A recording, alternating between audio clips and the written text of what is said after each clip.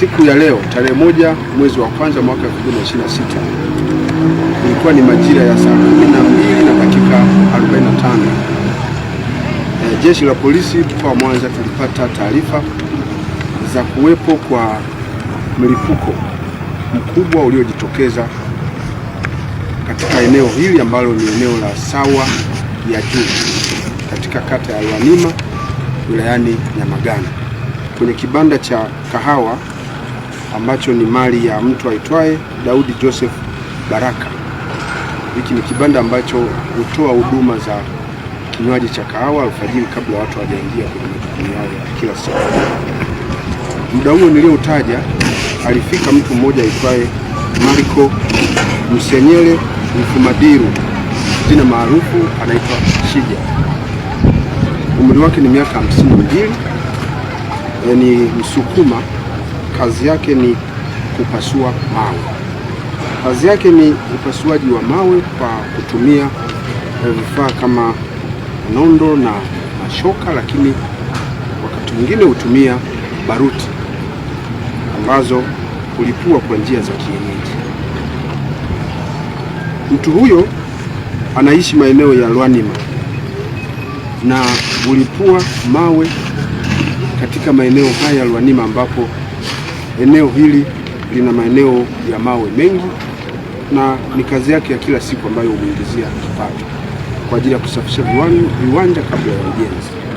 Alipofika katika kibanda hicho, alikuwa amebeba kibegi kidogo cha mgongoni ambacho hutumia kuhifadhia vifaa vya kufanyia kazi, na akiwa pamoja na wenzake walianza kunywa kahawa huku wakiendelea na mazungumzo. Ghafla katika muda nilioutaja ulitokea mlipuko mkubwa uliosababisha kifo cha Marco Msenyele Mfumadiru, jina maarufu Shija, ambaye alifariki dunia hapo hapo kutokana na mlipuko mkubwa.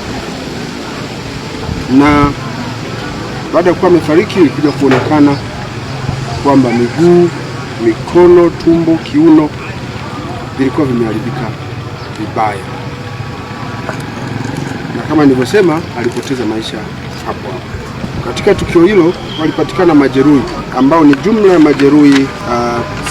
Majeruhi hao kwa majina wametambuliwa kuwa ni Daudi Joseph Baraka, ana miaka 54. Huyu ni muuza kahawa na mmiliki wa kibanda hicho cha kahawa, ambaye kwa sasa anatibiwa katika hospitali ya Butimba. Anaendelea kupata matibabu kule, hali yake sio mbaya. Wa pili ni Emmanuel Ruhangwa Joseph. Huyu ana umri wa miaka 40, mkazi wa Sawa. Kazi yake huyu ni fundi ujenzi. Huyu hali yake sio nzuri, amepata huduma ya kwanza, sasa hivi amehamishiwa katika hospitali ya Bugando kwa ajili ya matibabu zaidi. Wa tatu ni Yusuf Rajabu Nasoro, miaka 20, mkazi wa Sawa. Kazi yake pia ni fundi ujenzi. Huyu anaendelea kupata matibabu katika hospitali ya Nyamagana Butimba. Wa nne ni Zawadi Simon Ndokeji, miaka 27. Huyu kazi yake ni mamalishe katika vibanda hivi vilivyokuwa karibu na eneo hili.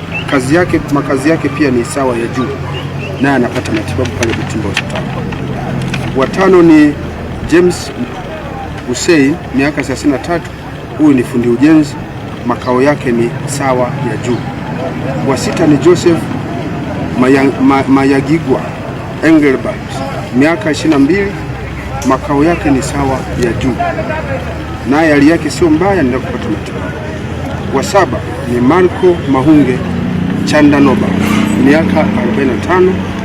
Kazi yake huyu ni sawa na ya huyu marehemu. Kazi yake ni kupasua mawe kwa njia hizo nilizozisema, naye hali yake sio mbaya, anaendelea kupata matibabu katika hospitali hiyo. Chanzo cha tukio hilo ni uzembe katika utunzaji wa hizo baruti, kwa sababu marehemu ambaye alikuwa na kibegi ambacho inaonyesha kilikuwa na hiyo milipuko alikaa nacho karibu kabisa na jiko la mkaa lililokuwa na kahawa. Lilivyotokea joto ndipo hali hiyo ikajitokeza. Tunasema ni uzembe kwa sababu alipaswa kujua hizo baruti kwamba zitakiwa kukaa karibu na kitu chenye joto kali, hivyo iliweza kusababisha mlipuko uliotokea moja kwa moja kwenye begi alilokuwa nalo mgongoni, ambayo alikuwa ameliweka chini huku akinywa kahawa, na ndio maana yeye ameumia kiasi kikubwa na hatimaye kupoteza maisha. Jeshi la polisi tumekagua eneo la tukio, lakini tumewashirikisha wataalamu wengine. Tumewashirikisha wataalamu kutoka Jeshi la Wananchi wa Tanzania, lakini tumewashirikisha maafisa wa ofisi ya madini mkoa wa Mwanza. Tumewashirikisha askari wetu wa Jeshi la Polisi ambao ni wataalamu wa milipuko, na Jeshi la Wananchi wa Tanzania wote ni wataalamu wa milipuko.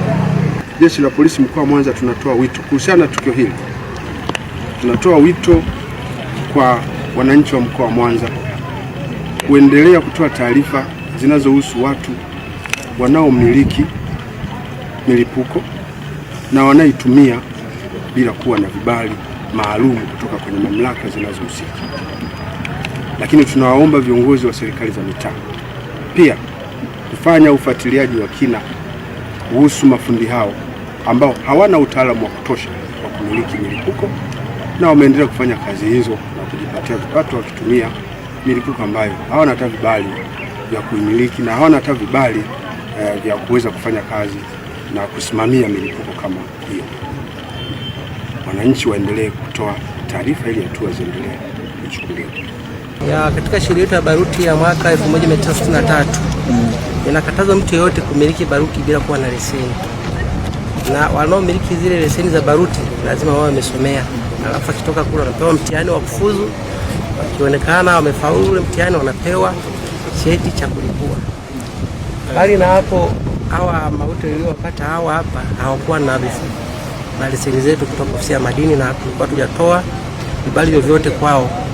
Kwa hiyo baruti wamezipata kwa njia ya chuchu. Naona hatujua wanazipata kwa njia gani, lakini inaonekana wanazipata sehemu ambako si kwa halali. Ndio maana hawajui sheria sawasawa ya baruti, na wameweza kupita nazo sehemu za joto kama hapo kwenye kahawa, na hatimaye zimechaji kwa kutumia lile joto la kahawa, na inaweza kulipuka na kusababisha mauti. Lakini tunaisi jamii inayozunguka maeneo haya, ikiwemo viongozi wa serikali za mitaa, tuwe nao ushirikiano. Wakiona watu wa namna hiyo wanachoronga miamba, wajaribu kuwauliza kama wana leseni, na kama hawana basi watoe taarifa vyombo vya polisi na vyombo vingine vinavyozunguka maeneo haya, ili tuweze kushirikiana kutokomeza hili janga la kutumia baruti holela. Sheria yetu inakataa kutumia baruti bila kuwa na kibali.